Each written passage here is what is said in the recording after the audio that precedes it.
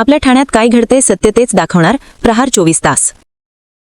ठाणे महानगरपालिकेच्या निवडणुकीत महायुतीत मोठ्या प्रमाणात झालेली बंडखोरी आणि दाखल झालेली अपक्ष उमेदवारी या पार्श्वभूमीवर महायुतीची समन्वय बैठक गुरुवारी रात्री ठाण्यात उपमुख्यमंत्री एकनाथ शिंदे यांच्या निवासस्थानी पार पडली। या बैठकीनंतर 90% बंडखोर उमेदवारांनी आपली उमेदवारी मागे घेतील असा दावा दोन्ही पक्षांकडून करण्यात आला होता। त्यानुसार काल या बंडोबांना शांत करण्यास युतीतील शिंदेंची शिवसेना आणि भाजपा या दोन्ही पक्षाच्या नेत्यांना यश आले आहे। यावेळी बंडखोरांना विविध पदांचे तोंडी आश्वासन देखील देण्यात आल्याची माहिती विश्वसनीय सूत्रांनी दिली आहे। मागील आठवड्यात शनिवारी महायुती झाल्यानंतर उमेदवारांची संख्या मर्यादित राहिल्याने भाजप कार्यकर्त्यांमध्ये निर्माण झालेल्या नाराजीवर भाजपचे जिल्हाध्यक्ष संदीप लेले यांनी स्पष्ट भूमिका मांडली आहे। कार्यकर्त्यांनी संयम राखावा आणि युतीचा विचार करून निर्णय घ्यावा असे आवाहन त्यांनी केले। मागील निवडणुकीत युती नसल्यामुळे भाजपने 125 वॉर्डमध्ये निवडणूक लढवली होती, मात्र यावेळी महायुती झाल्याने हा आकडा सुमारे 40 वॉर्डपर्यंत मर्यादित राहिला आहे।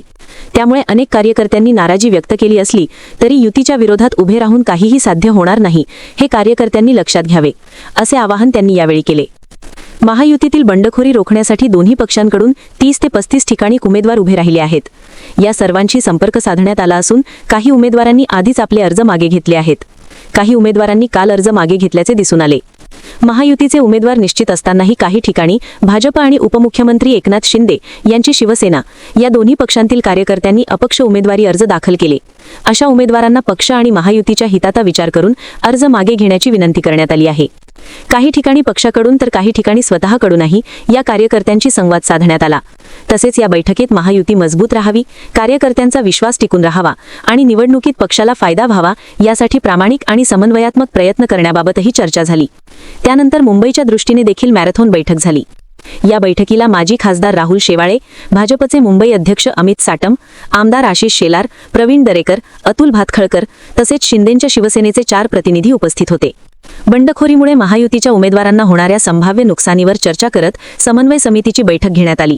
त्यानुसार बंडखोरांना शमविण्यावर चर्चा करण्यात आली आणि 90% बंडखोर अर्ज मागे घेतील यावर एकमत झाले।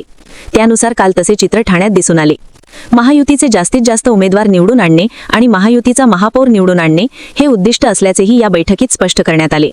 काल अपक्ष आणि महाविकास आघाडीतील काही उमेदवारांनी आपले उमेदवारी अर्ज मागे घेतल्याने शिंदेंच्या शिवसेनेचे एकूण 7 नगरसेवक बिनविरोध निवडून आले। एकीकडे शिंदेंच्या शिवसेनेतील विजयी उमेदवारांना जल्लोष सुरू असताना मनसे नेते अविनाश जाधव यांच्यासह मनसे कार्यकर्त्यांकडून ठाण्यातील कोर्ट नाका येथील डॉक्टर बाबासाहेब आंबेडकर यांच्या पुतळ्याखाली काळ्या फिती बांधत या बिनविरोध निवडणुकीविरोधात ठिय्या आंदोलन केले। यावेळी अविनाश जाधव यांच्याकडून निषेध व्यक्त करत महाविकास आघाडीतील आणि अपक्ष उमेदवारांना धमकावून आणि पैशांचा आमिष दाखवून अर्ज मागे घेण्यास भाग पाडल्याचा आरोप करण्यात आला।